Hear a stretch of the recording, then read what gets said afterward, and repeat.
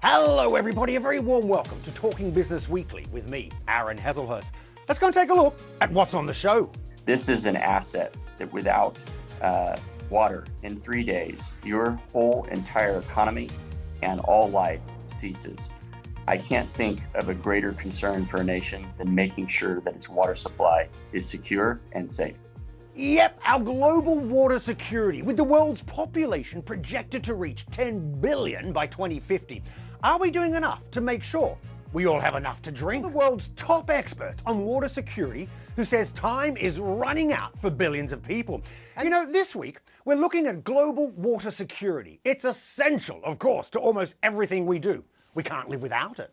But every day, we use 10 billion tons of fresh water. Now, we're not short of water, but the vast majority is ocean salt water, and less than 1/100% is carried in lakes and rivers. You know, there is enough for all of us, but we don't all enjoy equal access. So, what are the consequences for societies facing water scarcity? It depends on what else is happening, what other pressures are on them, what other stressors are there. But water scarcity, which we could translate as drought, for example, will lead to famine, it will lead to migrations, it will lead to warfare, all sorts of things. So water scarcity is just the beginning of a long list of things that could end in societal collapse. Well, there's a stark warning. You know, around the world today, 1 in 4 of the world's population lives in a region facing extremely high water stress. It means they regularly use up almost their entire available water supply. Now, my first guest is one of the world's top water security experts. He's led the US Defense Department's task force on critical infrastructure, including water, and invented a product that draws potable water from the atmosphere.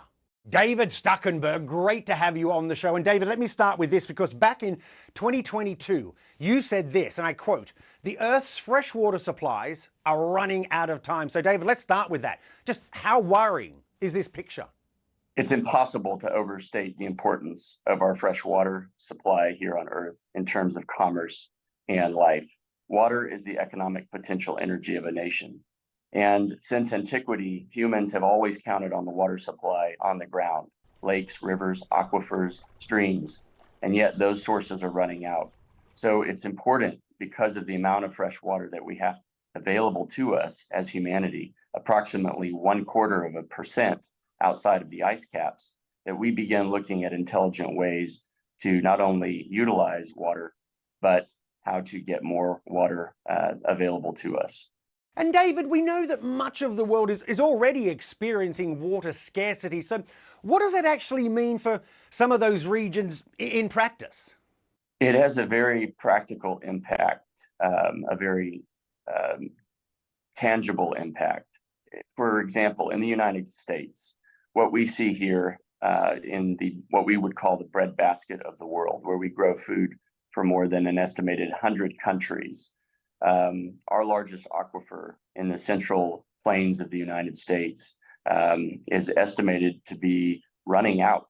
This is potentially an existential issue, and it will change how farming and ranching is done across the Great Plains. It will change the contours of American life.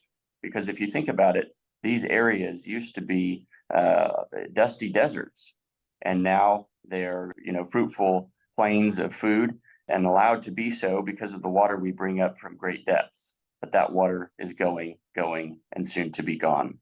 David, how did we get to this point? Because I'm wondering, is it overpopulation or misuse, climate change perhaps, or a combination of everything? There are a confluence of factors that are contributing to the change in our water supply, its availability, and that is certainly population growth. There's a heavier demand on the water we use. On top of that, you have conditions globally that are changing where water is available. A lot of the water that we use was laid down after the last ice age, and it took hundreds and even thousands of years to go down into the ground. And now we're withdrawing it at a rate that is far faster than it was actually deposited. So this is creating a scenario where, like a bank account that is running empty, both the principal and the interest have been drawn off. and now somebody's going to have to pay the bill. Who are the biggest users of water in terms of industry, and what can they do to actually manage down their dependence on water? In most countries, around 40% of the water is used for agriculture. That's to grow the food we need and certainly take care of the textiles that we need to clothe ourselves. But also, there's a heavy demand on water from energy. If you think about it, the paradigm that we are using is to draw out the water from the ground, to use the water in lakes, rivers, and streams that is a finite source. We have a tremendously vast amount of water on the right side of what we would call the water cycle. That's the slow side. And it takes hundreds of years to recharge an aquifer. But we also have a fast side of the water cycle. That's the water available to us in the air. It's estimated to be 37 quadrillion tons, which is enough to water the entire planet's surface every week with 1 inch of water.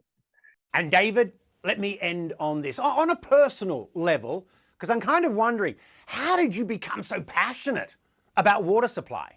As a national security professional, one of my jobs has always been to look in the folds and in the gaps and to try to find the things that are outsized challenges in terms of national security that we're not thinking about. And when you look at water, that certainly qualifies as the number one, if not the most critical national security risk on the globe to global stability. This is an asset that without water in 3 days, your whole entire economy and all life ceases. I can't think of a greater concern for a nation than making sure that its water supply is secure and safe. Well, on that point, Dr. David Stuckenberg, water security expert and co-founder of Genesis Systems, really appreciate your time. Thanks for talking to us. Thank you. Well, that's it for this week. I hope you enjoyed the show.